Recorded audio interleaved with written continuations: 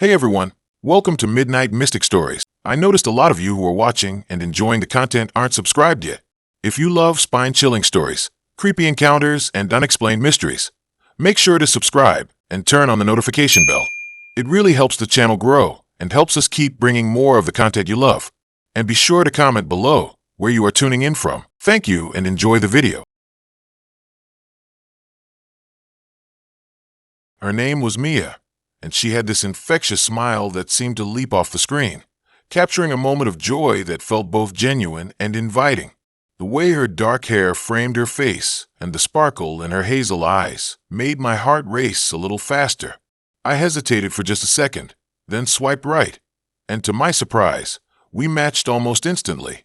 The back-and-forth messages flowed effortlessly, and before I knew it, we were planning to meet up at a little cafe on the outskirts of town, a place known for its cozy atmosphere and creepy old architecture. The day of the date arrived, and I felt a mix of excitement and nerves. My friends had teased me about online dating, but I was determined to prove them wrong. I dressed carefully, opting for a simple black shirt and jeans, hoping to strike the right balance between casual and put together. As I made my way to the cafe, I couldn't shake this odd feeling in my gut, like something was off, but I brushed it aside. After all, first dates are always a little nerve-wracking, right? The cafe was charming, with its wooden beams and dim lighting. As I stepped inside, the scent of freshly brewed coffee filled the air, mingling with the sweet aroma of pastries. I scanned the room, my heart pounding as I searched for Mia. When I finally spotted her sitting in the far corner, my breath caught in my throat. She looked even more stunning in person, her eyes shining with excitement as she waved me over. Our conversation flowed easily, and I felt a sense of relief wash over me as we talked about everything from our favorite movies to childhood memories. But as the minutes passed, I began to notice something strange about her. It was subtle at first, just a flicker of something dark in her gaze when she laughed, a momentary shadow that seemed to pass over her features. I shrugged it off, convincing myself that I was just overthinking things. After all, everyone has their quirks.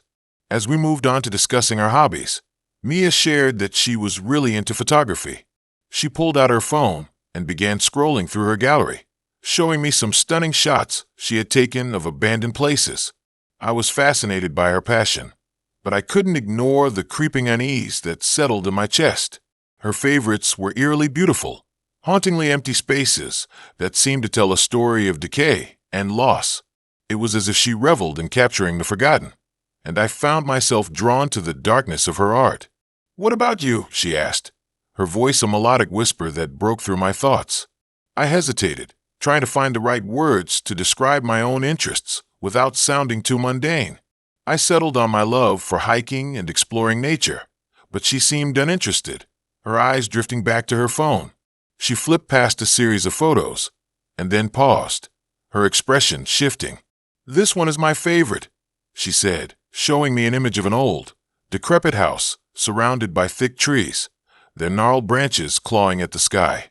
There was something unsettling about it, the way the shadows seemed to twist and turn in the light. It made my skin crawl, and I couldn't help but ask her where she had taken it. "Oh, that place is a bit out of town," she replied, a hint of excitement in her voice. "It's an abandoned asylum. You should come with me next time I go." I chuckled nervously, unsure if she was joking. The thought of exploring a creepy old asylum with someone I barely knew felt like a scene from a horror movie. But the way her eyes lit up with enthusiasm made me hesitate. Maybe it was just her way of bonding, trying to share something she loved. I nodded, though I felt a shiver run down my spine. As the date progressed, I couldn't shake the sense that there was something more beneath the surface. Her laughter felt genuine, but her eyes held secrets that made me wary. I kept glancing at the clock, feeling a growing urge to leave, but part of me was also intrigued. I wanted to know more about her, to understand what lay behind that captivating smile. Mia noticed my restlessness and suggested we take a walk. I agreed, hoping the fresh air would ease the tension that had settled over me. We wandered through the nearby park, the fading light casting long shadows on the ground. The atmosphere shifted. Everything felt heavier, the air thick with unspoken thoughts. As we strolled, Mia shared more about her family, Her voice turned somber as she spoke of her childhood, describing a family that had moved from one place to another, never settling long enough to feel at home. I felt a pang of sympathy, recognizing the loneliness in her story, but there was something else lurking beneath the surface, a hint of darkness that made me uneasy. We reached a secluded area of the park, where the trees loomed overhead, creating a canopy that obscured the last remnants of daylight. I watched as Mia pulled out her phone again, seemingly lost in thought. She began scrolling through her gallery once more, and I couldn't help but ask about another photograph. It was an image of a group of people standing outside that same abandoned asylum, their faces obscured in shadow. My stomach dropped as I leaned in closer, the realization dawning on me that I recognized one of them. It was a friend of mine who had gone missing a few weeks prior. I felt the blood drain from my face as Mia turned to me, her expression inscrutable. "They're just lost," she said, her voice low and almost melodic, as if she were reciting a mantra. "But I can help them find their way home." My heart raced, and I took a step back, my mind racing as I tried to process what she was saying. The darkness that had been brewing in the corner of my mind began to take shape, and I felt trapped in a web of horror that I couldn't escape. I needed to get out of there. I turned to leave, but she moved closer, her smile widening in a way that sent chills down my spine. "Don't you want to help them?" she asked, her voice dropping to a whisper that seemed to echo in the silence around us. "We can find them together." Terror gripped me as I realized I had stumbled into something far beyond a casual date. This wasn't just a girl with a passion for photography. She was something else entirely, a collector of lost souls. I could feel the weight of her gaze on me, and I knew I had to run. As I sprinted away, my heart pounding in my chest, I glanced back to see her standing there, her figure becoming a shadow as the last light faded from the sky. I didn't stop until I reached my car, fumbling with the keys as I tried to calm my racing heart. I couldn't shake the feeling that I was being watched, that she was somehow still there, lurking in the shadows. I drove home in a haze, replaying every moment in my mind. What had just happened? Was I really in danger? Or had I let my imagination run wild? But as I pulled into my driveway and glanced at my phone, I saw a new notification. A photo from Mia, a haunting image of the asylum, but this time it was different. The shadows were darker, and there, standing in the doorway, was a figure that looked hauntingly familiar. I froze, my finger hovering over the screen, and as the realization hit me, I knew I had only just begun to unravel the mystery of who Mia really was. It seemed like a good idea at the time. The interface was sleek, the photos were vibrant, and the user base was buzzing with life. My profile was a combination of genuine interests and just a touch of humor. I expected to connect with someone who shared my love for hiking and late-night horror movies. I scrolled through profiles, swiping left and right, feeling a mix of excitement and anxiety. Then I came across his profile. His name was Alex, and he had this captivating smile that pulled me in. The bio was straightforward enough. He loved the outdoors, had a knack for cooking, and was looking for someone to share spontaneous adventures. We matched almost instantly, and our conversation flowed effortlessly. The way he talked about his favorite hikes and recipes made my heart race. After a few days of chatting, we agreed to meet at a local coffee shop. It was a quaint little place, nestled between a bookstore and a vintage clothing shop, with warm lighting and cozy nooks. The moment I walked in, I felt a buzz of energy, but there was something unsettling about it. Maybe it was the way the shadows danced in the corner, or how the barista seemed to linger a moment too long when serving me. I dismissed the feeling, though, as my heart fluttered at the sight of Alex sitting at a corner table, his eyes glued to his phone. He looked just like his pictures, handsome with dark hair, but there was an intensity in his gaze that made me feel slightly uneasy. As we talked, I noticed he had a way of drawing me in, his words wrapping around me like a warm blanket. But there were moments when his smile faded, just a hint of something lurking beneath the surface. I tried to shake off the feeling, focusing instead on the sound of the coffee grinder and the sweet aroma wafting through the air. After a couple of hours, we decided to take a walk through the nearby park. The sun was setting, casting a golden hue across the sky, but the shadows grew longer, deepening the chill in the air. Alex suggested a trail that wound through the woods, and against my better judgment, I agreed. As we ventured deeper, the sounds of the city faded, replaced by the rustling of leaves and the distant call of birds settling for the night. The trail twisted and turned, and I could feel the weight of the trees around us. The atmosphere shifted, the air felt denser, and an uneasy sensation crept up my spine. Alex seemed to thrive in this environment, his enthusiasm bubbling over as he pointed out different plants and trees. But I couldn't shake the feeling that something was off. There would be moments when he'd look over his shoulder, his demeanor slightly tense, as though he were expecting something, or someone. As we reached a clearing, I felt a sudden chill. The sun had dipped below the horizon, and darkness enveloped us. I suggested we head back, but Alex insisted we stay a while longer. He pulled out a small thermos, claiming he had made his famous hot chocolate. I hesitated, but curiosity got the better of me. He poured 2 cups, and I took a tentative sip. It was delicious, rich and sweet, but as I drank, I noticed Alex's gaze was locked onto me, intense and scrutinizing. The conversation turned, and he started asking me personal questions, ones that made me uncomfortable.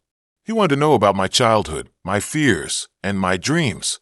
I tried to steer the conversation back to lighter topics, but he seemed determined to dig deeper. The woods felt alive around us, the rustling leaves almost whispering secrets. I could feel the tension building, a weight pressing down on my chest. Suddenly, the hairs on the back of my neck stood up. I glanced around, feeling the oppressive darkness closing in. The shadows seemed to shift, and I could have sworn I heard something moving just beyond the trees. Panic fluttered in my stomach, but Alex continued as if nothing was wrong, leaning closer, his voice lowering to a conspiratorial whisper. It felt like a game, but one I wasn't sure I wanted to play anymore. Just when I thought I could excuse myself, the atmosphere changed drastically. A rustling noise came from behind a nearby bush, loud enough that it snapped Alex out of his trance. He turned sharply, his expression shifting from curiosity to something darker. I followed his gaze, my heart racing as fear settled in. My instinct screamed at me to leave, but I was rooted to the spot, unable to move. Then I saw it, a pair of eyes reflecting the dim light, watching us intently. I felt a surge of adrenaline, and panic clawed at my throat. I stood up and said I needed to go, but Alex reached out, grabbing my wrist with surprising force. There was a wild look in his eyes, a mix of excitement and something else, something I couldn't place. I pulled away, adrenaline surging through me as I turned to run back down the trail. The darkness seemed to thicken around me, the shadows stretching and shifting like they had a mind of their own. I could hear Alex calling after me, but I didn't stop. I sprinted through the trees, branches clawing at my arms. My heart pounded in my ears, drowning out everything else. Finally, I burst out of the woods and onto the familiar path leading to the coffee shop. I didn't stop until I reached the streetlights, gasping for breath. I turned back, half expecting to see Alex following me, but there was nothing but darkness. I rushed home, locking the door behind me, my hands trembling. The encounter replayed in my mind, the way his eyes had glinted in the dark, the intensity of his questions. It felt surreal, like I had stepped into a horror movie. I didn't sleep that night, the shadows in my room twisting into familiar shapes, taunting me. Days passed, and I tried to forget the encounter, chalking it up to nerves and a bad decision. Then I received a message from Alex. It was casual, asking if I wanted to meet up again. My heart raced as I read it, the memories flooding back. I hesitated, but curiosity got the better of me, and I found myself typing a response. We agreed to meet at the same coffee shop, and as I walked in, a wave of déjà vu washed over me. I spotted him in the corner, his eyes scanning the room until they locked onto mine, a predatory smile spreading across his face. My heart sank. I realized I had made a mistake. As I walked over, I noticed something unsettling. The barista, who I had thought was just a quirky character the last time, was staring at us intently. When I reached the table, Alex leaned in close, and I could feel the weight of his gaze. He began talking about our last encounter, but there was something different in his tone, a hint of menace that sent chills down my spine. I glanced around, And that's when I noticed the other patrons. They were all watching us, faces blank, but eyes filled with an unsettling glee. Suddenly, it hit me like a punch to the gut. It wasn't just me he had been after. I was part of something much bigger. The realization crashed over me like a wave, and I stood up, backing away slowly. Alex smiled wider, the kind of smile that didn't reach his eyes. I turned to flee, but as I did, the barista stepped forward, blocking my path. I felt the walls closing in, the laughter of the onlookers echoing in my ears as I stumbled back, the weight of their eyes heavy upon me. I was trapped, caught in a web I never saw coming. The thrill of the dating app had pulled me into a nightmare, and now there was no escape. I met him on a dating app, one of those places where you swipe left or right, and I thought I was being smart by picking someone who seemed normal. His profile was filled with charming little anecdotes and pictures that looked like they were pulled from a magazine. There was a particular shot of him hiking, the sun setting behind him, casting a warm glow on his face. He seemed genuine, a bit of a nature lover, and I thought, what could go wrong? Well, turns out everything. We chatted for a couple of weeks, and I must admit, I was a bit smitten. He had this way of making me laugh, even through a screen, and I felt a flutter of excitement when he suggested we meet up in person. I picked a quiet cafe on the outskirts of town, where the trees leaned over the patio, and the sound of distant laughter mixed with the smell of fresh coffee. It felt like the perfect spot for a first date. The day arrived, and I was a bundle of nerves, pacing around my apartment, second-guessing my outfit. I finally settled on a simple sundress, something that felt casual but still cute. I arrived at the cafe early, my heart racing in anticipation. The place was a little too quiet, with only a couple of tables occupied, but I figured that was fine. It would give us a chance to talk without too much distraction. He walked in just as I was about to sip my latte. He looked even better in person, tall, with a mess of dark hair and a smile that lit up the dim room. I waved him over, and his smile widened. He took a seat across from me, and for a moment, everything felt perfect. The conversation flowed easily, filled with laughter and shared stories. I could almost forget about the eerie vibe creeping into the cafe, the way the barista seemed to watch us too closely, or how the shadows in the corners appeared to stretch just a little too far. As we talked, I noticed he had a peculiar way of looking at me, as if he were trying to read my thoughts. It sent a flicker of unease through me, but I brushed it off. He was charming after all. I couldn't let a little thing like a shiver run down my spine ruin a good time. Once we finished our coffee, he suggested we take a walk in the nearby park. The sun was beginning to dip, painting the sky in hues of orange and pink. It felt romantic, and I found myself smiling, the unease fading with every step. The park was quiet, the paths winding through thick trees that whispered secrets in the wind. I felt a sense of adventure, but it was soon overshadowed by an unsettling feeling, as if we were being watched. He led me deeper into the park, where the trees closed in around us, their branches forming a canopy that blocked out the fading light. I could feel the shadows growing longer, and for the first time, I felt trapped. I tried to shake off the anxiety, convincing myself it was just my imagination.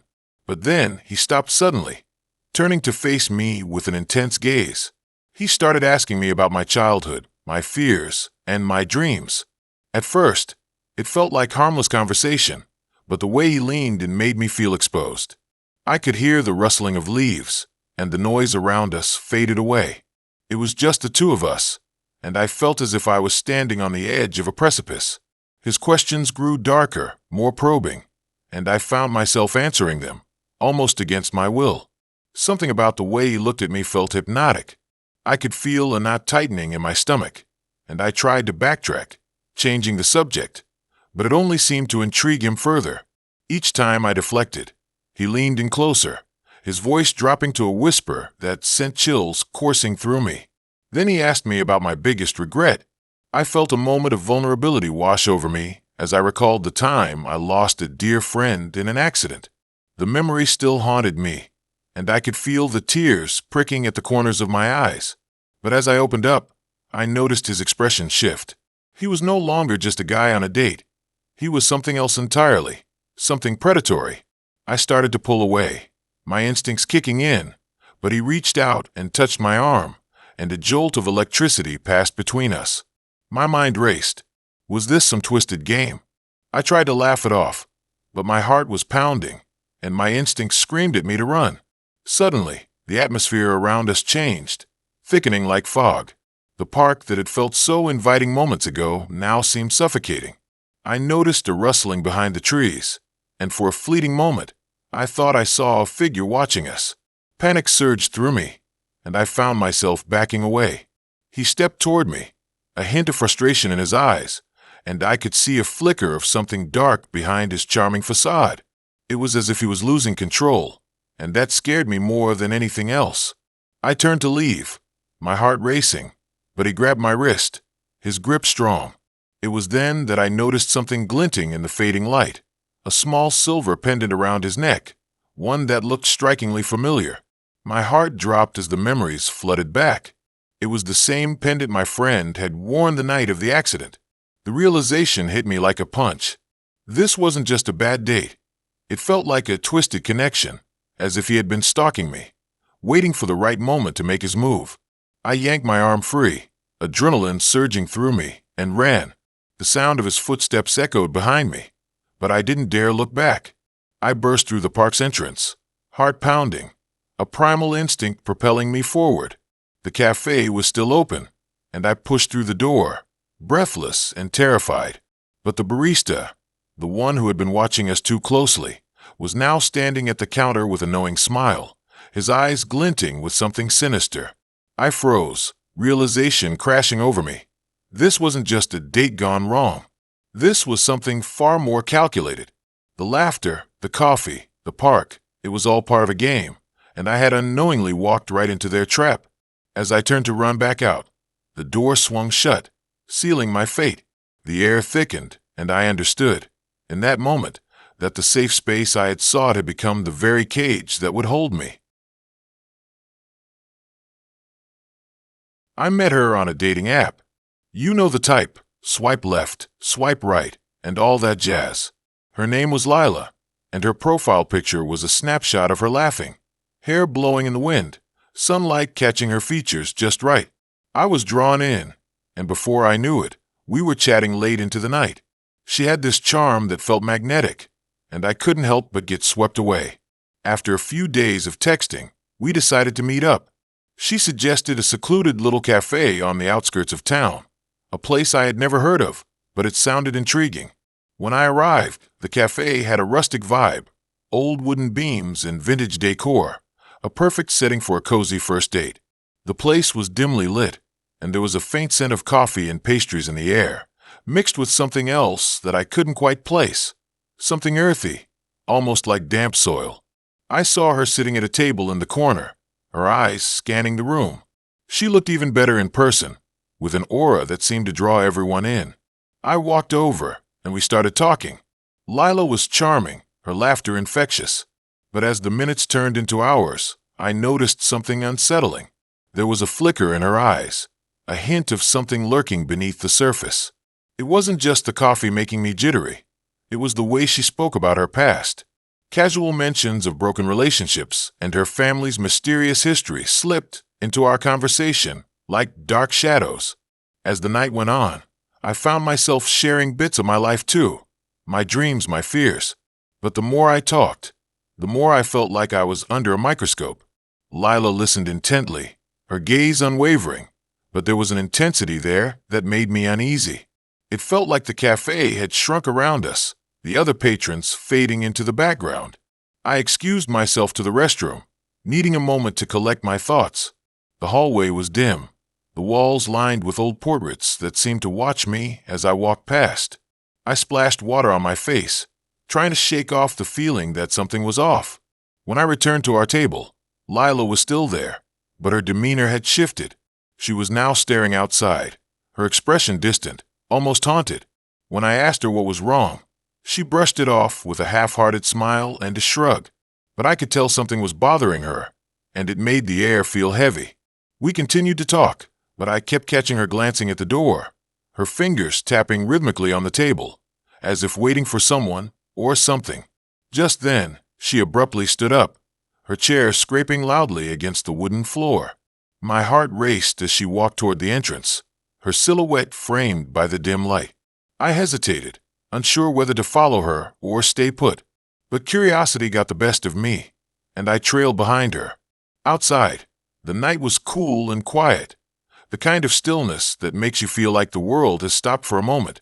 Lila stood on the sidewalk, looking down the empty street, as if she were waiting for a bus that would never come. I stepped closer, my breath catching as I noticed a flicker of fear cross her face. The air thickened, and an unsettling feeling crept up my spine. I could feel the weight of the silence pressing down on us. I reached out, placing a hand on her shoulder to ask if she was okay. But she flinched, pulling away like I was a live wire. It was then that I noticed the shadows cast by the streetlights, long and distorted. They seemed to dance around us, creeping closer as if drawn by something sinister. Lila turned to me, and for a brief moment, I saw a reflection of something dark in her eyes. It was a look that sent chills down my spine. She spoke about the cafe, how it had a history of strange occurrences, but it all came out in a rush, like she needed to unload a weight that was crushing her. I tried to listen, but her words became a jumble, and I couldn't shake the feeling that I was just a pawn in some twisted game. Suddenly, a loud crash echoed from behind us, and I jumped, my heart racing. Lila's eyes widened, and in an instant, she grabbed my hand and pulled me down the street. We ran, the sound of our footsteps echoing against the pavement, my mind racing with questions. What was happening? Who was she really? We ducked into an alley, the darkness closing in around us like a blanket. My chest heaved, and I could see the fear etched on Lila's face. Just as I was about to ask what was going on, she turned to me, her expression shifting from fear to something akin to desperation. She confessed she was being followed, that her past was catching up with her. The shadows in the cafe weren't just figments of my imagination. They were real, manifestations of someone who had been after her for a long time. I felt a knot tighten in my stomach. I wanted to help, to protect her, but I had no idea what I was getting into. Before I could process the weight of her revelation, she grabbed my collar, her eyes wild with panic. "You have to trust me," she said, her voice trembling. "We need to keep moving." I nodded, adrenaline kicking in as we plunged deeper into the darkness of the alleyways. With every turn, I felt like we were being hunted, shadows flickering at the edges of my vision, darting away whenever I turned my head. Each sound amplified, the echo of our footsteps reverberating in the silence. I was terrified, but I couldn't leave her alone. We stumbled through the maze of alleys, and just when I thought we were safe, we turned a corner to find ourselves face to face with a figure emerging from the gloom. It was a man, his face obscured in shadows, but there was something familiar about him. I felt my heart drop as recognition flashed across my mind. He was someone from her past, a ghost she had tried to escape. In that instant, everything shifted. The weight of her secrets crashed down on me like a tidal wave. Lila had been running from the truth, but now it was here, standing right in front of us. As I turned to Lila, ready to confront her, the realization hit me hard. She was the one who had drawn him here. I was never a part of her escape plan. I was just bait. The twist hit me like a punch to the gut. I was tangled in her web, and now we were both caught. The night was cold, the kind of chill that creeps into your bones and settles there. I had not expected my date with Sam to turn into something so eerie.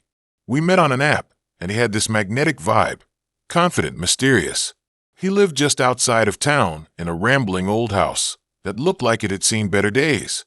I remember driving down the winding road, flanked by gnarled trees that reached out like skeletal fingers. It felt oddly fitting, considering the mood of the night. When I arrived, the house stood there, looming against the moonlit sky, its windows dark as if it were hiding secrets. I hesitated for a moment, my gut tightening, but I brushed it off. After all, I was here to enjoy myself. He greeted me at the door with a smile that melted away my apprehension. Sam was tall, with tousled hair and eyes that sparkled with mischief. This was going to be fun, I thought. He led me inside, and the moment I stepped over the threshold, a chill ran through me. The house was eerily quiet, save for the creaking of the floorboards beneath our feet. The air had a musty scent, a mix of old wood and something I couldn't quite place. Sam seemed unfazed, chatting about the house's history as he guided me to the living room. The room was dimly lit, with a flickering candle casting dancing shadows on the walls. A large fireplace dominated one side, its ashes long cold, which only added to the unsettling atmosphere. Despite the unease creeping up my spine, I couldn't help but admire the way he moved through the space, confident yet casual, as if this was just another day in his life. We settled into a couple of worn-out armchairs, and he poured us both a glass of wine. It was rich and smooth, and for a moment, I forgot about the strange aura of the house. We talked and laughed, sharing stories and flirting, but as the clock ticked closer to midnight, the mood began to shift.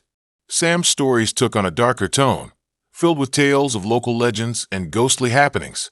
My heart raced as he spoke of a tragic accident that had happened in the woods nearby, of shadows that roamed the night and whispers that could be heard in the wind. I chuckled nervously, trying to brush it off, but the way he looked at me made it hard to shake the feeling of being watched. The candle flickered again, and I could have sworn I saw a shadow move in the corner of my eye. I turned quickly, but there was nothing there, just the walls closing in around us, the weight of the night pressing down like an invisible hand. Sam must have noticed my sudden shift in demeanor because he leaned forward, his voice lower now, almost a whisper. He spoke of a secret room in the house, a hidden space that no one knew about. Curiosity piqued. I asked him where it was. He smirked, his eyes glinting with something I couldn't quite place, excitement or madness. It was hard to tell. He suggested we check it out, and against my better judgment, I agreed. He led me through a narrow hallway, the walls adorned with faded photographs that seemed to watch us as we passed. My heart pounded in my chest, the thrill of the unknown mingling with dread. Finally, we reached a door at the end of the corridor, its surface marked with deep scratches, as if something had desperately tried to escape. Sam grinned, pushing it open with a creaking groan. The room was dark, the air stale and heavy. As we stepped inside, I felt a wave of unease wash over me. The space was cluttered with old furniture, covered in sheets that looked like ghosts waiting to be unveiled. In one corner stood a large mirror, its surface clouded and cracked. Sam flipped a switch, and a dim light flickered on, illuminating the room just enough to reveal its secrets. Amid the dust and shadows, I saw something that made my stomach drop. A series of photographs pinned to the wall. They depicted various couples, their faces twisted in terror, each one seemingly taken in this very room. My breath caught in my throat as I scanned the images. Sam's laughter echoed strangely in the silence, a sound that felt out of place. I turned to him, my heart racing, and saw that his expression had changed. The playful glint in his eyes was gone, replaced by something far more sinister. He stepped closer, his demeanor shifting from charming to predatory. I wanted to back away, but my feet felt rooted to the floor. The candles flickered ominously, casting shadows that danced like specters around us. Sam leaned in, his voice dropping to a conspiratorial whisper, and he began to recount the fate of the couples in the photographs. They had all come here for a date, just like me. They had all disappeared without a trace. Panic surged through me as I realized I was standing in a trap. This was no ordinary date. This was a game, and I was the next player. I could feel the walls closing in, the air thickening with suffocating dread. Sam's smile widened, revealing a glimpse of something dark and twisted beneath the surface. My mind raced as I searched for an escape route, but the only way out was the way we came in, and he stood in front of it. In a moment of desperation, I grabbed a heavy candlestick from a nearby table and swung it at him, adrenaline flooding my veins. He stumbled back, surprise flickering across his face, but I didn't wait to see how he would react. I bolted past him, heart pounding, and dashed down the hallway. I could hear him calling after me, his voice a mix of anger and amusement, but I didn't stop. I burst through the front door and into the cold night. The air hit me like a slap, refreshing and sharp, but I didn't stop to breathe. I ran to my car, fumbling with the keys as I glanced back at the house. The windows stared back at me like hollow eyes, and for a moment, I thought I saw Sam standing in the doorway, watching me leave with that same twisted grin. I sped off, the road blurring around me as I raced toward safety. My heart was still pounding as I drove, but I tried to calm myself. I had escaped, right? I thought I was free from whatever nightmare that house held. But as I neared the edge of town, I felt a strange sensation wash over me, a creeping doubt that settled like a stone in my stomach. My phone buzzed in the passenger seat, and I glanced down, expecting a message from a friend. Instead, a notification lit up my screen, a new message from Sam. My heart dropped as I read it. "You can run, but you can't hide. I know where you live." The chill returned, sinking deeper than before, wrapping around my heart like a vice. I was not free at all. The game was just beginning. I had always thought dating apps were a bit sketchy, filled with weirdos and the occasional catfish. But when I matched with Jamie, everything felt different. I mean, their profile was a breath of fresh air. No generic quotes or endless selfies. Just a picture of them standing in front of a beautiful old house, a soft smile, and a bio that hinted at a love for ghost stories and late-night drives. It was like they'd crawled right out of a dream I didn't know I was having. I swiped right, and it was a match.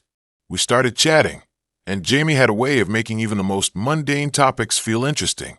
We talked about everything from our favorite horror movies to our worst dating experiences. The more we chatted, the more I felt like I was peeling back layers of an onion, revealing someone who was as strange and intense as I was. There was a chemistry there, something electric that made me feel giddy and a little anxious. The conversations flowed late into the night, and soon we decided to meet up. We settled on a cozy little diner on the outskirts of town, the kind of place with flickering neon lights and a jukebox that played oldies. The atmosphere was warm, but I felt a chill run through me as I pulled into the parking lot. It was one of those nights where the air was thick with expectation. I walked inside, my heart racing, scanning the booths until I spotted Jamie sitting in the corner. They were wearing a vintage band t-shirt and looked just as cool in person as they did in their pictures. As we talked over greasy burgers and milkshakes, I couldn't shake the feeling that something was a bit off, but I brushed it aside. Jamie had a way of looking at me that felt intense, even a little consuming. They asked me about my interests, but whenever I said something personal, they would pivot the conversation back to darker topics, like urban legends or unsolved mysteries. I was intrigued, but also a little unsettled. After an hour of laughter and stories, Jamie suggested we take a drive to a nearby abandoned house they knew about. There was something in their eyes that told me this was more than just a casual ghost hunting trip. It was like they were inviting me into a secret world, and part of me was curious enough to follow. We hopped into Jamie's car, an old sedan that had seen better days. The roads became narrower as we drove deeper into the woods, the trees closing in around us like a dark curtain. I could barely see the stars overhead as the car's headlights cut through the darkness. Jamie talked animatedly about the history of the house, how it was rumored to be haunted by the spirit of a young girl who had gone missing decades ago. Their voice had a captivating quality that made the hair on my arm stand up. When we finally arrived, the house loomed before us like a dark specter. The windows were boarded up, and vines twisted around the porch like skeletal fingers. I felt a knot form in my stomach. It was eerily quiet, and the only sound was the rustling of leaves and the occasional hoot of an owl. Jamie led the way, and I followed, my heart pounding in my chest. As we stepped onto the porch, the wood creaked beneath our weight, and I felt a wave of unease wash over me. Jamie grinned, their excitement palpable as they pushed the door open. It swung wide with a groan, revealing a dark hallway that seemed to stretch on forever. I hesitated for a moment, but something in Jamie's gaze urged me to step inside. The air was stale, filled with the scent of decay. Jamie pulled out their phone and turned on the flashlight, illuminating the dust-covered furniture and peeling wallpaper. The atmosphere felt charged, as if we had crossed some invisible threshold into another realm. As we explored room after room, I tried to shake the feeling that we were being watched. In the corner of one room, I noticed a dusty mirror hanging crookedly on the wall. I stepped closer, drawn to my reflection, but as I looked into the glass, I saw something behind me, a fleeting shadow that vanished as quickly as it appeared. My heart raced, and I turned to tell Jamie, but they were already deep in conversation with someone, or something, in the next room. I followed the sound of their voice, my pulse quickening. The words were low and urgent, but I couldn't make out what they were saying. I crept closer, peeking around the doorframe. Jamie was standing in front of an old fireplace, their expression serious, almost entranced. It was as if they were in a trance, communicating with an unseen presence. Suddenly, the temperature in the room dropped, and I could see my breath fogging in front of me. I felt a pressure on my chest, an overwhelming sensation that something was very wrong. I called out to Jamie, but my voice was swallowed by the oppressive silence. I stepped into the room, and that's when I noticed the walls were covered in strange symbols, etched into the wood like a cryptic language. Panic surged through me as I reached for Jamie, shaking them by the shoulder. They blinked rapidly, as if waking from a dream, and their eyes were wild. "Did you see it?" they whispered, their voice trembling with excitement. Before I could respond, the lights flickered, and the air crackled with static. I could feel the energy shifting, pulsating around us. Jamie's expression morphed from excitement to something darker, more sinister. It was as if a mask had slipped, revealing a twisted version of the person I had been talking to all night. "Let's summon her," Jamie said, their voice low and almost melodic. "She's waiting for us." A chill ran down my spine. I tried to back away, but the door slammed shut behind me, trapping me in the room. Jamie turned to face me, their eyes gleaming with an unsettling intensity. I felt my heart race as I realized I was no longer in control of the situation. In that moment, the lights flickered again, and I could see a figure forming in the corner of the room, a translucent silhouette of a young girl, her face twisted in anguish. I stumbled backward, my heart pounding, and Jamie stepped closer to the apparition, reaching out as if to touch her. "What are you doing?" I shouted, but my voice was drowned out by a low, haunting wail that filled the space. The girl's expression shifted from sorrow to anger, and I knew I had to escape. With every ounce of strength, I rushed to the door, throwing myself against it. To my surprise, it swung open easily, and I bolted into the hallway, not daring to look back. I heard Jamie calling my name, but I kept running, the sound of their footsteps echoing behind me. I burst out of the house and into the night, gasping for breath. The moonlight illuminated the path ahead, and I sprinted toward the car, fumbling for my keys. I could hear Jamie's voice growing more distant, their words becoming frantic, but I didn't stop. I jumped into the car, slamming the door behind me. As I started the engine, I caught a glimpse of Jamie, standing in the doorway of the house, their expression unreadable. I backed out of the driveway, heart racing, adrenaline coursing through my veins. I had never driven so fast, the road blurring around me. But as I drove away, I couldn't shake the feeling that something was wrong. The further I got, the more I felt a sense of dread creeping in. I glanced in the rearview mirror, and my heart dropped. I didn't see Jamie. Instead, I saw the girl from the house, sitting in the back seat, her eyes wide and hollow. And just like that, the darkness enveloped me. I had just moved to a new city, fresh out of college and ready to start my life. The excitement of living independently was electric, but it didn't take long before the loneliness crept in. I decided to give online dating a shot, just to meet new people and break the monotony of my routine. After swiping through countless profiles, I stumbled upon Emma. Her photos were captivating. There was something about her smile that drew me in. She had this way of looking at the camera, as if she could see right through it. We matched, and our conversation kicked off with a flurry of messages that felt both easy and charged with an underlying tension. Emma suggested we meet at a quaint little coffee shop on the outskirts of town. It was nestled between two old brick buildings, with ivy creeping up the walls as if trying to reclaim the structure. The atmosphere was cozy, dimly lit, and filled with the aroma of freshly brewed coffee mingling with the scent of old books from the adjacent bookstore. I arrived early, my heart racing a bit as I scanned the room, searching for her. The place was buzzing with chatter, but I felt oddly isolated, as if I were the only one in the room. When she walked in, it was like the air shifted. Emma wore a vintage dress that hugged her figure, enhancing her allure. She walked with a grace that made heads turn, but her eyes, those piercing eyes, held a depth that made me feel both intrigued and uneasy. We exchanged pleasantries as we settled into a corner table, and I couldn't help but notice how her smile seemed to fade in and out, like a flickering candle. As we talked, Emma shared stories about her life, her ambitions, and her love for the macabre. I was drawn in, but there was something off about her. She spoke of dreams that felt too vivid, too strange, and I found myself questioning the line between her reality and fantasy. At one point, she leaned in closer, her voice dropping to a whisper as she spoke about her fascination with the supernatural. Her words rolled off her tongue like a spell, and I couldn't shake the feeling that she was trying to gauge my reactions, to read my mind. The conversation shifted, and she started asking me about my fears and my past.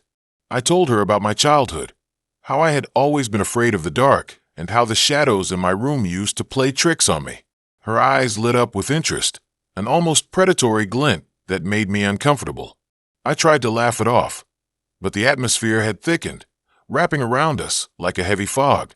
After our coffee turned cold, Emma proposed we take a walk in a nearby park. It was a beautiful evening, the sunset spilling golden light over everything, but there was an unsettling chill in the air. As we strolled through the park, the laughter of children playing and the rustling of leaves created a backdrop that felt almost surreal. Yet, I couldn't shake the sensation that we were being watched. Emma led me deeper into the park, away from the well-lit paths, and into a secluded area surrounded by tall trees. The shadows grew longer, and I felt a knot tighten in my stomach. She seemed to thrive in this environment, her energy shifting as she walked ahead of me, her silhouette blending into the encroaching darkness. I tried to keep up, but I could feel the distance between us growing, not just physically but emotionally. When we reached a small clearing, the atmosphere shifted entirely. The air felt electric, and I noticed how still everything had become. Emma turned to me, her expression serious. She spoke about a ritual she had been wanting to try, one that could supposedly reveal hidden truths about oneself. The way she described it was almost hypnotic, and I found myself nodding along, entranced by her words. But deep down, a voice screamed at me to turn back, to leave before it was too late. I hesitated, but before I could articulate my concerns, Emma pulled a small, intricately carved wooden box from her bag. It seemed out of place, ancient, and I felt an instinctual urge to step back. She opened the box to reveal a collection of trinkets, stones, feathers, and a peculiar vial filled with a dark liquid. My heart raced as she explained each item, her voice dripping with excitement. Then she looked at me, her eyes boring into mine, and I felt a wave of dread wash over me. It was as if she was trying to penetrate my soul, to uncover my deepest secrets. The world around us faded, and I was left with the overwhelming urge to flee. But I stayed, paralyzed by a mix of curiosity and fear. Emma began to chant softly, her words unfamiliar but rhythmic. I felt a chill run down my spine as the shadows around us seemed to deepen, twisting and curling as if alive. I could hear whispers, barely audible at first, but they grew louder, filling my ears with a cacophony of voices. Panic surged within me as I realized they were not just sounds, but echoes of my own fears. I wanted to scream, to run, but I stood frozen, caught in her spell. The ground beneath me felt unsteady, and I stumbled backward, breaking her concentration. The whispers faltered, and for a brief moment, the world returned to its normal state. Emma's face twisted in frustration, and I saw something dark flash across her features, something that made my stomach churn. I turned to run, but the shadows seemed to reach for me, wrapping around my ankles, holding me in place. I struggled, desperate to break free, when suddenly everything went silent. The whispers faded, and the shadows receded. I looked back at Emma, whose expression had changed completely. She was no longer the enchanting woman I had met. She looked almost feral, her eyes wide and wild. With a sudden burst of energy, I broke free and sprinted back toward the park entrance. I could hear her footsteps behind me, and the adrenaline surged through my veins. I didn't dare look back, fearing that if I did, I would be pulled into whatever darkness she was summoning. As I burst onto the main path, the lights from the street lamps flooded my vision. I ran until I could no longer hear her footsteps, my heart pounding in my ears. I reached my apartment and slammed the door shut, locking it behind me. I leaned against the door, gasping for breath, the reality of what had just happened crashing down on me. Days passed, and I tried to convince myself it was just a bad date, a strange encounter. But the feeling that I was still being watched lingered, shadows creeping into my life in ways I couldn't explain. Then one evening, as I sat scrolling through my phone, an alert popped up. Emma had sent me a message. I froze, my heart racing as I clicked on it. The message read, "I hope you're ready for round 2. The shadows are waiting." The realization hit me hard. I had unknowingly walked into a game far more sinister than I could have ever imagined. Emma wasn't just a girl with a penchant for the supernatural. She was the embodiment of it. The darkness I had feared as a child was now a reality, and I had unwittingly invited it back into my life. I had this weird feeling about dating apps from the start, but after months of being single, I figured I'd give it a go. It was a rainy Friday night, the kind that makes you feel all cozy and a bit lonely at the same time. My friends had been raving about this new app called HeartSync. They said it was different, like it matched you based on your psychological profile or something. I downloaded it on a whim, my fingers hovering over the screen with a mixture of excitement and dread. Scrolling through the profiles, I found myself drawn to a guy named Aaron. His photos were simple but effective. He had that rugged look with a slight smile that made you feel he was always in on some secret. We matched, and after a few exchanges, we decided to meet up at this quaint little coffee shop on the edge of town. It felt like a scene out of a rom-com, and I was both nervous and excited. The coffee shop was dimly lit, the sound of rain tapping against the window creating a soft rhythm. When I walked in, my heart raced. Aaron was already there, sitting at a small table in the corner, a cup of coffee steaming in front of him. He looked just like his pictures, but there was something different about him. Something unsettling that I couldn't quite put my finger on. I brushed it off, telling myself it was just nerves. We chatted for hours, sharing stories and laughs, but it felt like something was lurking beneath the surface. His eyes would flicker, almost as if he were checking for something behind me. I tried to shake off the unease, convincing myself it was just the ambience of the place or my overactive imagination. But as the night wore on, I felt the tension in the air, thick and suffocating. It felt as if the walls were closing in. When Aaron suggested we take a walk afterward, I hesitated but eventually agreed.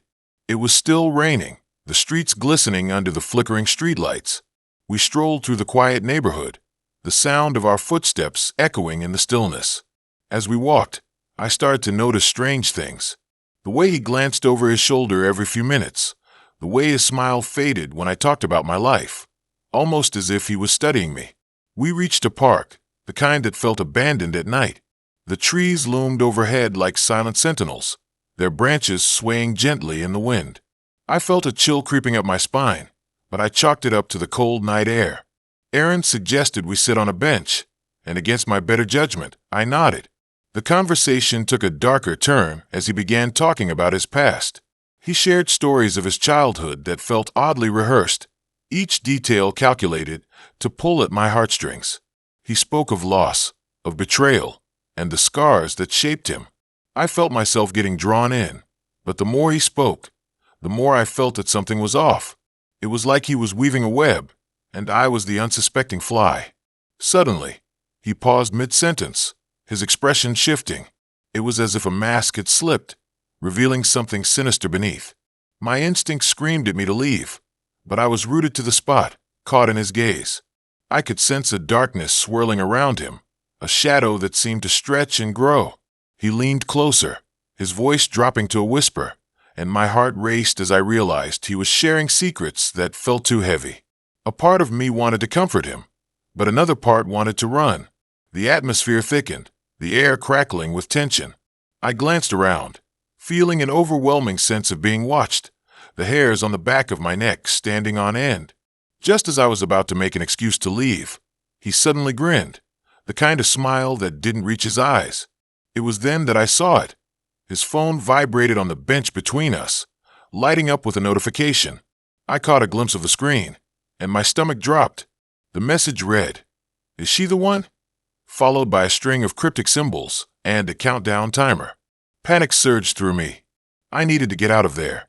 I stood up, my heart racing as I tried to mask my fear with laughter, suggesting we head back. But Aaron's expression hardened. He grabbed my wrist, the grip surprisingly tight, and I felt a surge of adrenaline. I yanked my arm away, and in that moment, I realized I no longer recognized the person sitting across from me. The park felt like a maze, the shadows shifting like they were alive. I bolted, my feet pounding against the wet pavement. I could hear him calling after me, his voice echoing in the night, but I didn't look back. I sprinted towards the nearest streetlight, the beam cutting through the darkness like a lifeline. My breath came in gasps as I turned a corner, desperate to escape. But the streets were deserted. Panic clawed at my throat, and I fumbled for my phone, my fingers shaking. I needed to call anyone. The screen lit up, and I quickly dialed a friend, but the call didn't go through. My heart sank as I realized I had no service. I was utterly alone. I decided to head toward my apartment, hoping the familiar route would calm my racing heart. But as I made my way down the empty street, I noticed a figure standing at the end, illuminated by the streetlight. My blood ran cold. It was Aaron, his silhouette stark against the glow, waiting as if he had known I would come this way.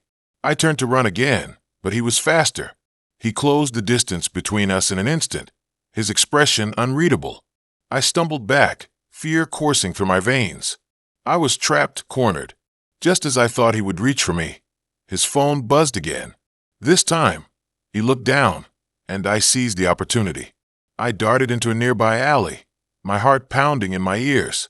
As I ducked behind a trash can, I pressed my back against the cold brick wall. I could hear him walking past, his footsteps echoing ominously. I held my breath, praying he wouldn't find me, that this was just a nightmare I would wake up from. But it was only the beginning. Minutes passed, and I didn't dare move. Then, just as I thought the coast was clear, I heard a voice, soft and eerie, drifting through the darkness. "You can't hide forever." It was Aaron, his tone almost playful, like a child playing a game of hide and seek. I realized then that this wasn't just a bad day gone wrong. It was something far more twisted. I was caught in a sick game, and he was the player. My heart raced as I thought of the countdown on his phone, of the messages that hinted at a much darker purpose. I had to get out of there. I glanced around, looking for an escape. I noticed a narrow opening at the end of the alley. It led to a street on the other side. I took a deep breath and bolted for it, adrenaline fueling my legs. Just as I reached the opening, I felt a hand grip my shoulder, spinning me around.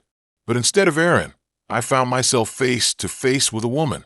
She looked strangely familiar, her eyes wide with fear. "You have to run," she gasped, pulling me away from the alley. "He's not who you think he is." Confusion washed over me as I stumbled alongside her. She explained in hurried whispers how Aaron had been using the app to target people, drawing them in with his charm before revealing his true self.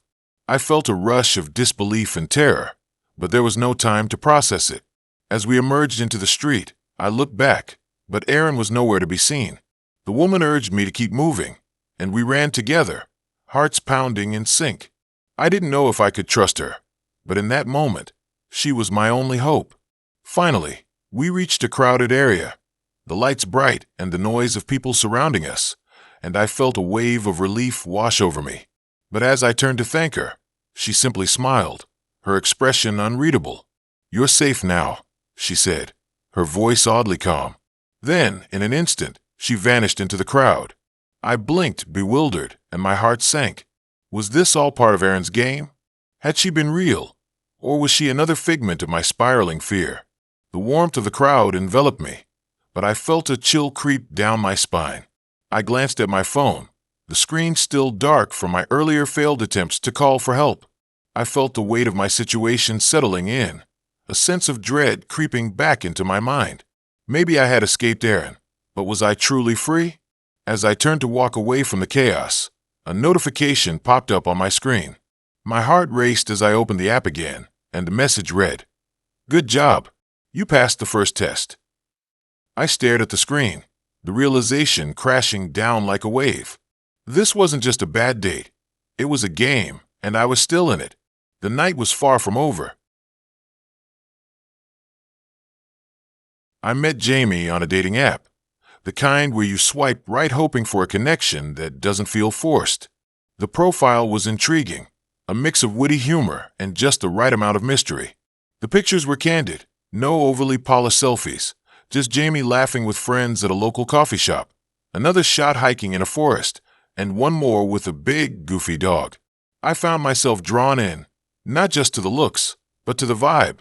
So, I swiped right, and to my surprise, we matched instantly. After a few back and forths, we settled on meeting at a dimly lit bar downtown. The atmosphere was cozy, with low ceilings and the smell of aged wood and whiskey. The ambient noise was a comforting hum of laughter and clinking glasses, and I felt a rush of excitement mixed with the usual nerves. I arrived early, taking in the place while nursing a ginger ale, my heart racing more than I cared to admit. When Jamie walked in, it was like the room shifted. The moment our eyes met, something in the air changed. Jamie had this magnetic energy, and I could feel it pulling me in. We talked for hours, sharing stories under the flickering light of candles. The chemistry was undeniable, and I found myself leaning in closer, practically hanging on every word. But there was something about Jamie, an intensity in those deep-set eyes that felt like a storm brewing just beneath the surface. I couldn't quite put my finger on it, but it intrigued me. As the night wore on, Jamie suggested we take a walk. It was late, and the streets were mostly deserted, but the thrill of the unknown was enticing. We strolled through the quiet neighborhood, the moon casting shadows that danced across the pavement. Jamie spoke about dreams and fears, and I found myself sharing more than I usually would. But the deeper we went, the more I felt a growing weight in the air, like a thick fog rolling in. We ended up in an old park, the kind with creaky swings and rusty slides that seemed to have seen better days. Jamie suggested we sit on the swings, and I laughed, feeling a childlike giddiness take over. As we swung back and forth, the creaking chains echoed in the stillness. Jamie's laughter was infectious, but underneath it, I sensed something darker.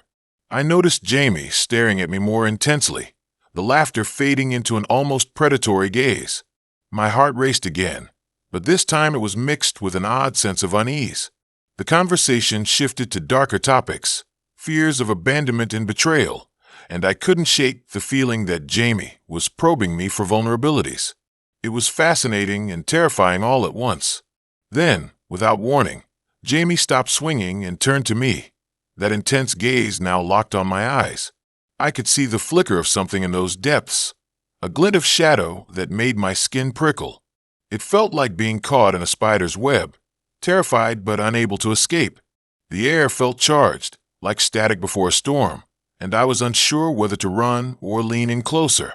I tried to lighten the mood, cracking a joke about how we should probably head back before the ghosts of the park came to life. Jamie didn't laugh. Instead, the intensity grew, and I could feel the air between us thickening. Jamie leaned closer, and in that moment, I thought I could see the flicker of something that resembled madness behind those soft eyes. It was as if a switch had flipped, and I was no longer sure who I was talking to. The silence stretched out, too long and too heavy. I felt a chill run down my spine as Jamie's expression shifted again, a subtle change that sent alarm bells ringing in my head. I made a move to stand up, but Jamie grabbed my wrist, holding it firmly, not painfully, but in a way that made it clear they weren't ready to let go. I could feel their heartbeat, rapid and erratic, as if they were just as caught in this moment as I was. As I tried to pull away, Jamie's grip tightened, and I caught the glint of something metallic in the moonlight, an object in Jamie's other hand that I hadn't noticed before. My heart pounded as I realized it was a small knife, the blade glimmering ominously. Panic surged through me, and I yanked my wrist free, stumbling backward. Jamie didn't move, just stood there, the knife now resting against their thigh, that eerie smile creeping back onto their face. The realization hit me like a ton of bricks. This charming person I had connected with, who had shared dreams and fears, was now a stranger standing in the dark with a weapon. My mind raced, analyzing every moment, every word exchanged, trying to piece together when things had shifted from thrilling to terrifying. I took a step back, my instincts screaming at me to run. But Jamie's voice broke through the tension, soft and almost soothing. They spoke of trust and connections, how easily they could be broken. I felt trapped in a psychological game, caught between the urge to flee and the curiosity about what lay behind those eyes. There was a sickening thrill in the danger, but it was overshadowed by the impending sense of doom. In that moment, I made a choice. I turned to flee, sprinting away from the swings and the shadows, my heart pounding in my chest. I could hear Jamie's footsteps behind me, echoing in the stillness, but I pushed myself harder. The adrenaline coursed through my veins, and I found myself darting through the darkened streets, desperate to escape. I didn't stop until I reached my apartment, slamming the door shut and locking it behind me. I leaned against the door, breathing heavily, my mind racing. How had this charming date turned into a nightmare? I glanced out the window, half expecting to see Jamie lurking in the shadows, but the street was empty. I tried to shake off the fear that clung to me like a second skin, but sleep evaded me that night. I replayed every moment in my head, every smile, every laugh, and every hint of darkness that I had dismissed. I couldn't shake the feeling that Jamie had been playing a game, and I had unknowingly walked into it. Weeks passed, and I tried to move on, but the memory lingered like a ghost, haunting my thoughts. Then one day, scrolling through social media, I stumbled upon a post. It was a video of Jamie, smiling and carefree, sharing a cute story about a puppy they had rescued. My heart dropped. The comments were filled with admiration, people gushing about how amazing Jamie was. But then I saw it, a comment from someone I recognized. It mentioned how brave Jamie had been after escaping a rough situation. I clicked on the profile, and my heart sank. It was a news article from a few months back about a person who had been terrorizing the local dating scene. My skin crawled as I realized the truth. Jamie was the same person. They hadn't been looking for connection. They had been hunting. In that moment, I understood. I had narrowly escaped a predator, and the thrill of the date had been nothing more than a trap. I closed the app, the weight of the realization pressing down on me, and I knew I would never look at dating the same way again. After a long week of swiping left and right, I finally matched with someone who seemed different. His name was Marcus. He had a killer smile, an adventurous spirit, and a profile that promised spontaneous weekend getaways and late-night deep conversations. Honestly, I was ready to dive in headfirst. Our first date was set at a small cafe tucked away in a quiet corner of the city, the kind of place where the barista remembers your order. I was a little nervous, but who wouldn't be? The anticipation was almost intoxicating, and I couldn't shake the feeling that this was going to be something special. The cafe had a warm, inviting atmosphere, with mismatched furniture and soft indie music playing in the background. I picked a corner table and waited, sipping on my vanilla latte, watching the door like a hawk. When Marcus walked in, he was even more charming than his photos. He had this easy confidence about him that made my heart race. We chatted about everything, hobbies, favorite movies, even our childhoods. There was this electric connection, like we were two puzzle pieces, finally finding where we fit.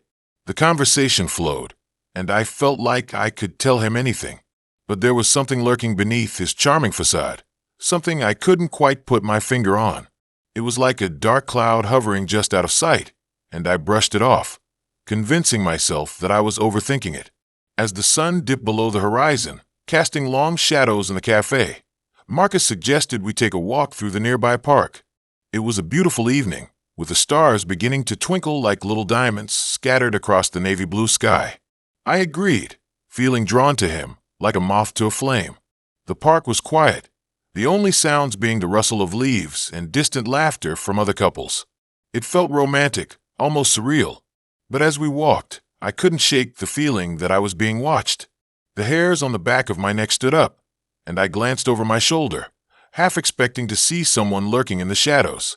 Nothing. Just the trees, their branches swaying gently in the night air. I tried to brush it off, but every now and then, I caught Marcus looking at me in a way that made my stomach twist. It wasn't the soft gaze of a guy infatuated. It was something darker, more possessive. We found a secluded bench, and Marcus sat close, his knee brushing against mine.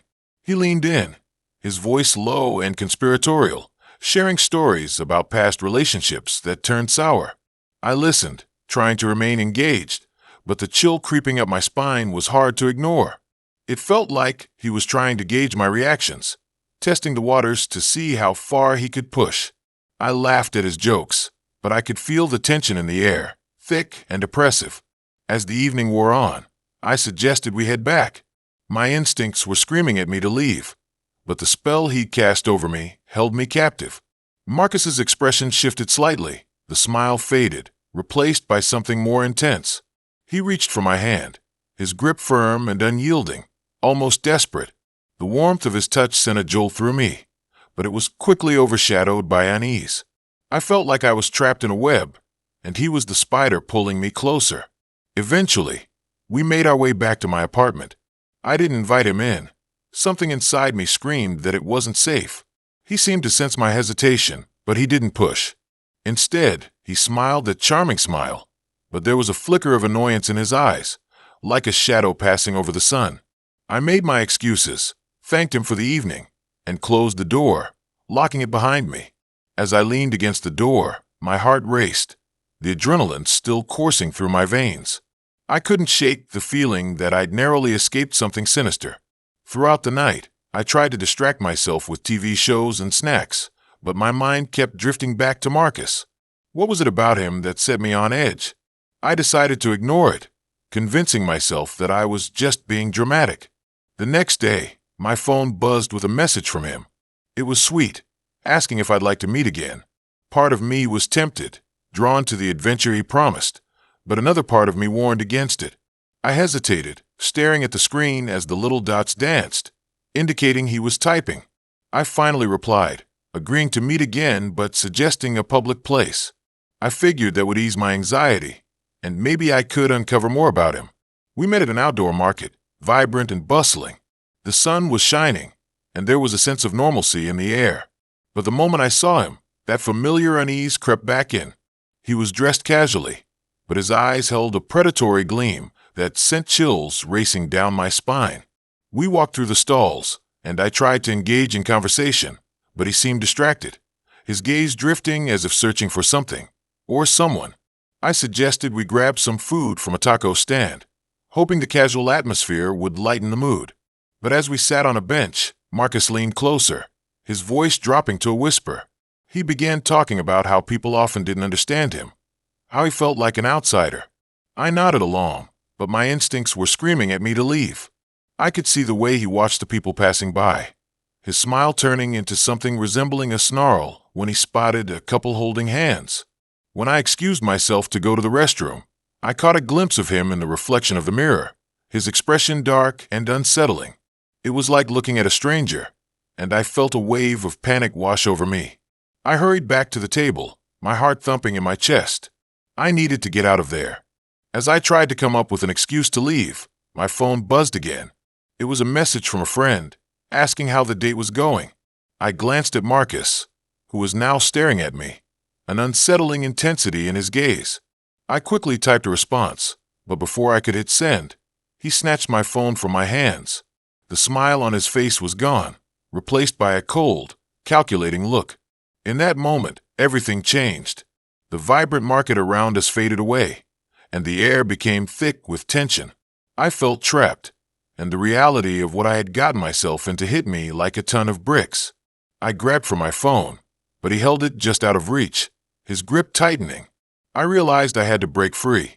In a sudden burst of adrenaline, I stood up and bolted, weaving through the crowd, my heart pounding in my ears. I didn't look back, but I could feel his presence behind me, like a predator stalking its prey. I ran until I couldn't anymore, my legs burning, my breath coming in ragged gasps. I ducked into a nearby shop, hoping to lose him in the chaos. As I caught my breath, my mind raced. How could I have been so blind? The charming guy I thought I knew was nothing more than a mask hiding a darker side. I hurriedly texted a friend, asking for help, but as I did, I felt a chill crawl up my spine.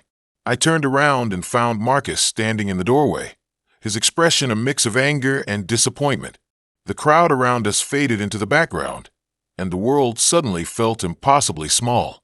I knew I had to act fast. With a burst of courage, I slipped out the back exit, my heart racing as I navigated the alleyways behind the shops. I could hear him calling my name, that voice once so smooth now twisted with something sinister. Panic surged through me, pushing me to run faster. Just when I thought I was safe, I stumbled upon an old, abandoned building. Without a second thought, I slipped inside, my breath hitching in my throat as I closed the door behind me. The darkness enveloped me, and I felt my way through the musty space, listening for any sign of him. Time seemed to stretch as I waited, my heart pounding in my chest. I could hear my thoughts echoing in the silence, the fear weaving a tapestry of dread. Suddenly, a noise broke through the stillness, the sound of footsteps approaching. I held my breath, pressing myself against the wall, praying I wouldn't be found. But when the door creaked open, it wasn't Marcus who stepped inside. It was a group of people, their faces pale and drawn, eyes wide with terror. They looked just as lost as I felt. One of them caught sight of me and whispered urgently about the man who'd been stalking them, warning me that he was dangerous, that he was hunting us all. Just then, I recognized the look in their eyes. They were trapped in the same web I had stumbled into. Marcus wasn't just a bad date. He was something far worse, something that preyed on the lonely and unsuspecting.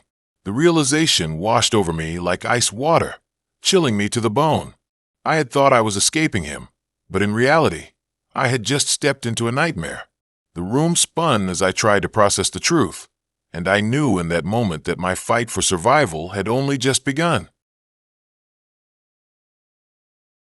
I was scrolling through a dating app one night, half-heartedly swiping left and right while trying to decide if my evening was worth the effort of putting on real pants.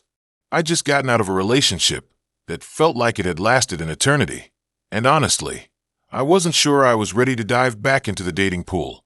But boredom can be a powerful motivator, and when I stumbled upon a profile that caught my eye, I felt a spark of curiosity. His name was Jake, and his bio was refreshingly straightforward. Let's explore the unknown together. There was something about his smile that felt inviting, and despite my better judgment, I sent him a message. After a few back and forths, we decided to meet at a quaint little coffee shop tucked away in a corner of town. The place had an old-world charm, with creaky wooden floors and shelves lined with dusty books.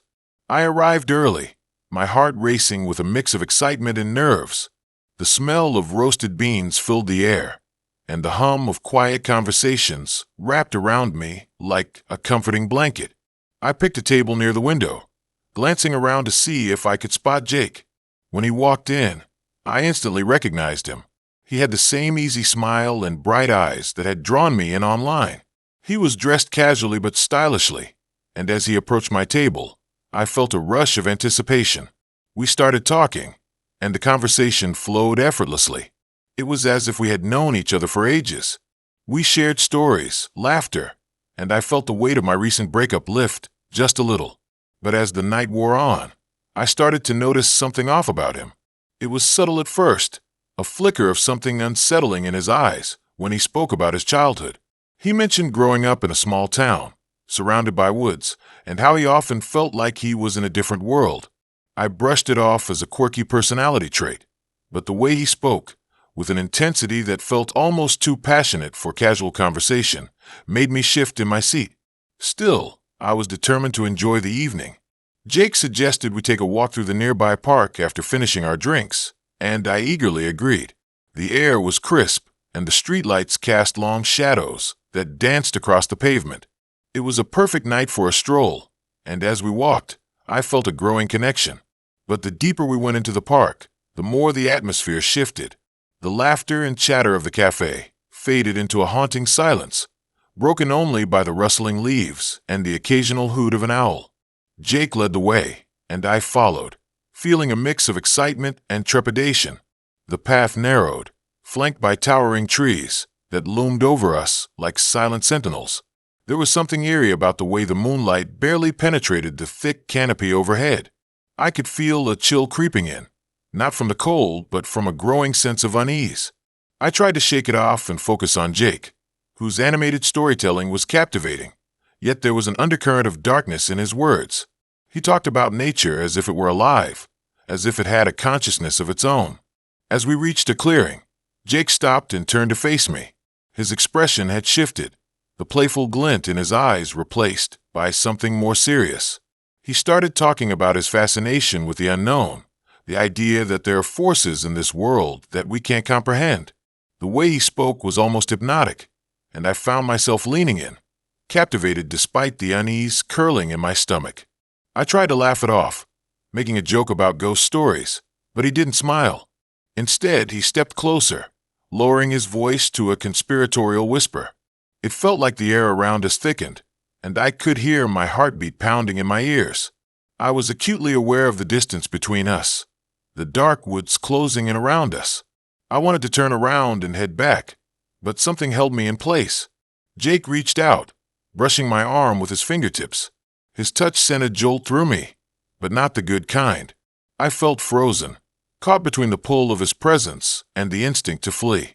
He leaned in closer, and I could smell a mixture of earth and something sharp, almost metallic. My mind raced, trying to find an escape route. Suddenly, a rustling in the bushes broke the tension, and I felt my pulse quicken. Jake turned abruptly, his demeanor shifting again as if the shadows had wrapped around him. He laughed, a sound that echoed too loud in the stillness, but it felt forced. "Just the wind," he said, waving his hand dismissively. But I could see the flicker of fear in his eyes, and it sent a wave of panic through me. I suggested we head back, my voice trembling as I tried to sound casual.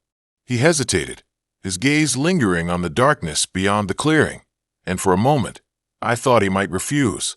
But finally, he nodded, and we started back down the path. The air felt heavier now, each step echoing in my mind like a countdown. As we retraced our steps, I could hear the whispers of the trees, the rustle of leaves like an age-old secret being shared. I dared a glance at Jake, who seemed lost in thought, his expression inscrutable. We finally emerged from the shadows of the trees, and I let out a breath I didn't know I was holding. The cafe was just ahead, a warm glow in the distance, and I felt relief wash over me. But as we approached, Jake suddenly stopped, his eyes narrowing as he stared into the darkness behind us. "What if we never left?" he murmured, almost to himself. I felt a chill run down my spine. I turned to look back, but there was nothing there, just the empty path we had just come from. I urged him to keep walking, but he stood rooted in place, a strange smile creeping across his face. "This is where it all begins," he said, his voice low and almost melodic. I didn't understand what he meant, but I felt a surge of fear. I grabbed his arm, urging him to move, and finally, he relented, but the tension lingered. As we reached the cafe, I felt a wave of relief and dread wash over me. It was a relief to be back in the light, surrounded by warmth and laughter, but something gnawed at me. Jake turned to look at me, and for the first time, I saw a flicker of something dark in his eyes, something that suggested he wasn't the person I had thought he was. I smiled weakly, the conversation from the park echoing in my mind. I knew I had to get away from him. I made an excuse about needing to go home, and as I walked away, I felt his gaze on me, heavy and unsettling. The night air felt different now, the shadows lengthening as I hurried down the street, my heart racing. What I didn't know was that this wasn't the end. It was just the beginning. The unknown had followed me home, lurking in the dark corners of my mind, and I couldn't shake the feeling that Jake was still out there, watching, waiting. The thrill of the evening had turned into a nightmare I couldn't wake up from, and I knew that the real horror had just begun. I never thought online dating would lead me down such a dark path. I was scrolling through my phone late one night, thumbing through profiles, half-heartedly searching for someone who could keep me company on weekends. The usual suspects were there, the fitness junkies, the travelers, the ones who only posted pictures with their dogs. Then I saw her. Her name was Claire. She had this intriguing smile, one that seemed to hint at mysteries unsolved. Her profile said she loved horror movies and exploring abandoned places. I was hooked. We exchanged messages for what felt like weeks, sharing our favorite films and ghost stories. There was something about her that drew me in like a moth to a flame. I could almost hear the whispers of caution in my mind, but I ignored them, dismissing them as simply nerves. Claire suggested we meet at this old diner on the outskirts of town, a place famous for its ghost stories and vintage vibe. It was a little eerie, but I thought it would be the perfect backdrop for our first date. The night of our date, the air was thick with anticipation. The diner was dimly lit, the flickering neon sign outside casting ghostly shadows on the cracked linoleum floor. As I stepped inside, the heavy scent of grease and coffee hit me like a wave. I spotted Claire sitting in a booth, her dark hair cascading around her shoulders, a playful grin on her face. But something felt off. The way she tilted her head slightly, her eyes wide and knowing, sent a jolt of unease through me. We talked about everything under the moon, our favorite horror films, childhood fears, and strange places we'd visited. The more I learned about her, the more I felt like I was peeling back layers of a complex puzzle. Claire was captivating, but there was a darkness beneath her playful demeanor that made me uneasy. I couldn't quite put my finger on it. As the night wore on, I noticed the diner seemed to grow quieter. The clinking of cutlery and low murmur of conversation faded into an unsettling silence. I could hear my own heartbeat, thudding loudly in my ears. I glanced around, my gaze landing on the old photographs hanging on the walls. They were black and white portraits of people from decades past, their eyes staring into nothingness, as if they were trapped in time. I couldn't shake the feeling that they were watching us, judging our every move. Claire leaned in closer, her voice dropping to a whisper. She spoke about the history of the diner, how it had been built on the site of an old asylum. I felt a chill crawl up my spine as she described the tales of patients who had vanished, their screams echoing through the hallways, lost forever. Part of me wanted to laugh it off, but the way she recounted the stories made me question if she believed them. Suddenly, the lights flickered, casting strange shadows across the table. I glanced around, feeling a sense of dread pool in my stomach. I could have sworn I saw a figure in the corner of my eye, just beyond the edge of the diner. But when I turned, nothing was there. I shook my head, trying to dispel the creeping fear. I was just being paranoid. After all, I was on a date, and I didn't want to ruin the mood. But Claire didn't seem to notice my discomfort. She continued to talk, her voice low and melodic, as if we were sharing secrets meant only for us. I was entranced, yet terrified. Then she leaned even closer, her breath warm against my ear as she whispered about a hidden room in the diner, a place where the asylum's patients had been kept. I felt a shudder run through me. Before I could respond, she grabbed my hand, her grip surprisingly tight. I was taken aback, but she smiled, her eyes glinting with a mix of mischief and something darker. She suggested we sneak away to find this hidden room, the thrill of adventure igniting a fire in her eyes. I hesitated, but something in her gaze compelled me. I didn't want to seem like a coward, so I nodded, following her lead despite the warning bells ringing in my mind. The diner was mostly empty, the staff preoccupied with cleaning up after the last patrons. We slipped out the back door, the cold air hitting me like a slap. The dimly lit alley seemed to stretch endlessly, shadows flickering in the corners of my vision. Claire led the way, her confidence unwavering. The chill in the air wrapped around me, as if warning me to turn back.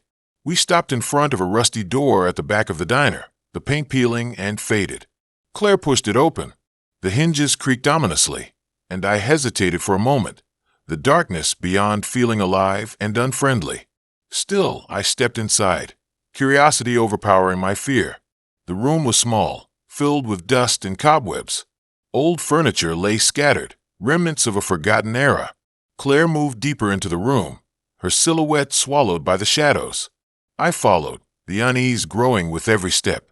It felt like stepping into another world, one where time had stopped and memories lingered like ghosts. As Claire rummaged through the debris, I noticed the walls were covered in strange symbols, etched into the wood. They looked ancient, like they belonged to some forgotten ritual. My heart raced as I began to feel a sense of dread wash over me.